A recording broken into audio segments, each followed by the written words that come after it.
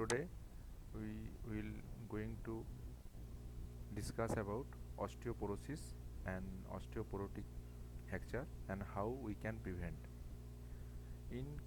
Before going in details in osteoporotic fracture, I just want to say what is osteoporosis.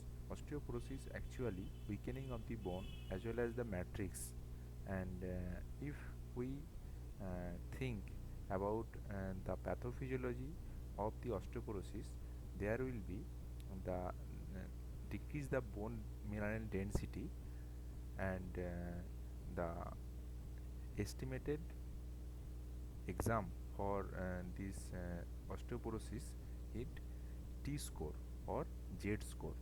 T score actually uh, invented on the basis of comparison of the bones density in young, highly peak bone density young female at the age of 25 years, irrespective to any age patient. If the T score is less than 2 minus 2.5, then it's stamped as a osteoporosis.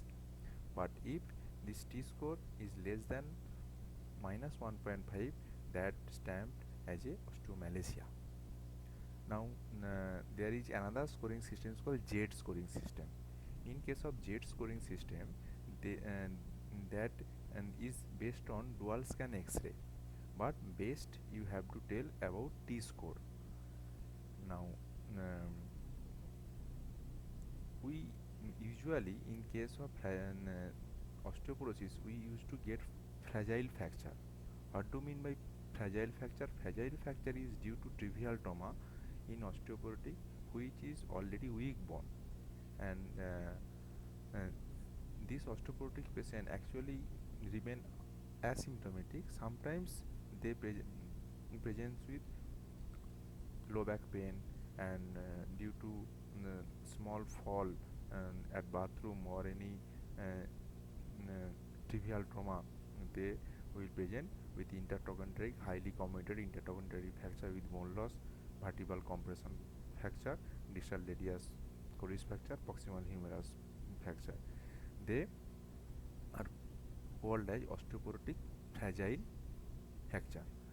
Now the challenge to the clinician is identify the patient at high risk for this fracture and to prevent them for that fracture. Now cause of osteoporosis, actually osteoporosis is a silent epidemic, and it has a strong relationship between the bone density and the bone strength.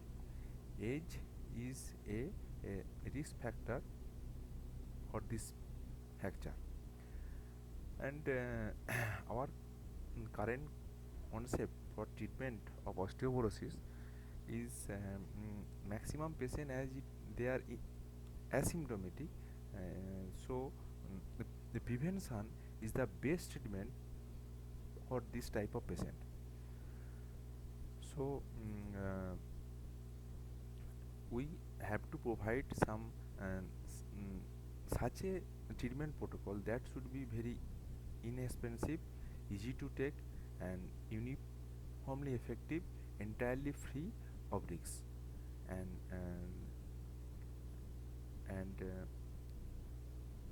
patient should be adherent with the treatment, or treatment compliance must be very good. Otherwise, we cannot treat this patient as a whole. So, in osteoporotic process diagnosis, I already told you about the T score. It is minus 1.5, and sorry, minus 2.5 is the diagnostic criteria for osteoporosis. Now there is a special table which helps to assess the chance of fragile fracture or osteoporotic fracture. Is called FRAX scoring system score.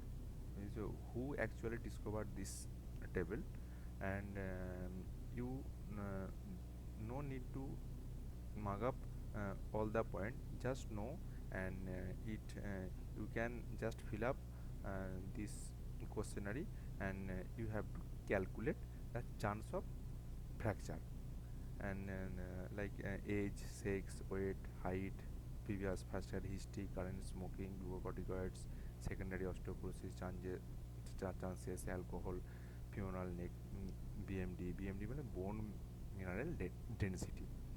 Now you have to calculate this fracture scoring chances, and that will signifies that what are the possibility to get fragile fracture next 1 to 2 years. As a result, and we can treat the patient very early, and it also use for a preventive measure. Now I just want to tell something regarding the secondary osteoporosis. Actually, osteoporosis generally, senile osteoporosis and postmenopausal osteoporosis are the most common encounter type of clinical osteoporosis. But sometimes we can get secondary osteoporosis. What do you mean a secondary osteoporosis? That patient must be present some hyperthyroid, hyperparathyroidism, or alcohol intake, or long-term steroid intake, or long-term phenytoin intake, anti-epileptic drug, and long-term nutritional deficiency like vitamin D deficiency, vitamin C deficiency, and so on. So the secondary osteoporosis is not common, and it may associate with obesity also, and this is not as this is not same as the senile osteoporosis or postmenopausal osteoporosis, and all the secondary osteoporosis must be ruled out during the treatment of the normal osteoporotic patient. Now first is you have to know the weight bearing and muscle strengthening. We have to advise our patient for regular yoga or regular morning walk, because as per Wolff's law, our bone will be strengthened enough when that bone will take weight, or the muscle has a good blood supply or movement. So the bone health will be very nice. Now and along with, we can keep calcium supplement, vitamins supplement, regular exercise, which can and we can prevent weight gain and stop smoking. Smoking is ha- smoking has a bad effect on bone mineral density. So in old age, what we can do, first of all, we have to improve the vision and regular checkup of vision, and keep the floor of the living room and bathroom dry, and preventive of any slippage. We should allow, or we should advise our old patient to stay in the at the ground floor with the attached bathroom, and the bathroom must be lighted enough and not slippery, and as a result, we should not put any things which can chance increase sudden fall or slippage in that patient. So family counseling is very important, along with the calcium rich diet I have to, or we have to prescribe. Now there is some drug treatment regarding the osteoporosis, which is FDA approved drug. One Some is for prevention, some is for stem treatment, and maximum drug in between both, like aridonate, recidonate, ibardonate, zoledronic acid, aloxapan, all are in the group of bisphosphonate group, that can be given both for prevention, both for treatment. But in the case of secondary osteoporosis, or metastasis induced bone density problem or high bone pain, we can treat with the calcitonin, and the alendronate use the use of alidronate in osteoporosis most commonly used in the male patient. Risidronate is most commonly used in postmenopausal osteoporosis. Ibadronate is also used. The dose of risidronate is 35 mg weekly, or ibadronate 150 mg monthly. Now, zoledronic acid. The zoledronic acid is a newer generation bisphosphonate, which dose is 5 mg or 4 mg per year in case of osteoporosis. And the newer drug is teriparatide and denosumab. The teriparatide is the special indication of teriparatide is post-operative fragile fracture fixation. It helps for good healing and prevention of further implant failure.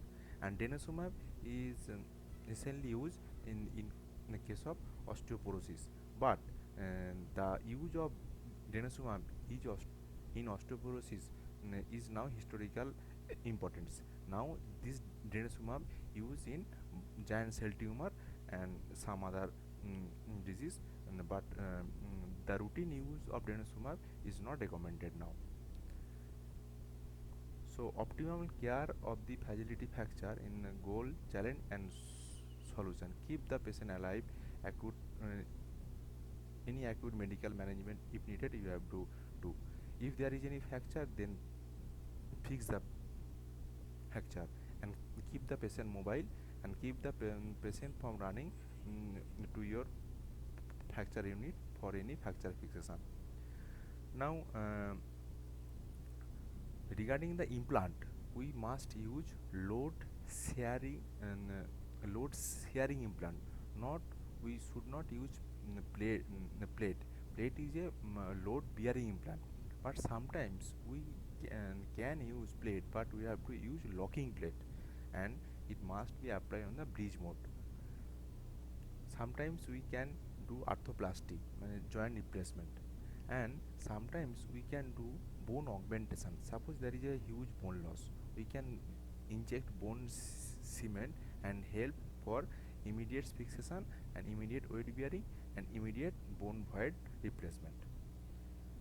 It most commonly used in the proximal femur and distal radius. And some advancement of the implant also, we can use hydroxyapatite coated implant, but this implant is highly costly. HA coated means hydroxyapatite coated implant that helps in osteointegration, but this is highly costly. Better go for load sharing implant is called and nailed. And sometimes for vertebral compression fracture, if this is very painful and patient need a healthy working mobile life, then patient age is less than 65 and patient have to exclude all the chances of metastasis and myeloma. Only osteoporotic vertebral fracture which is very painful, we can treat that patient with kyphoplasty or vertebroplasty. What do you mean by this? We can push bone cement and increase the height of the bone. This is called kyphoplasty and vertebroplasty.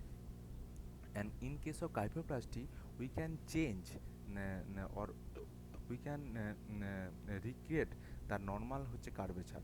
But in case of vertebroplasty, we cannot change the normal curvature. That will only give your bony support and decrease the pain as well. Thank you.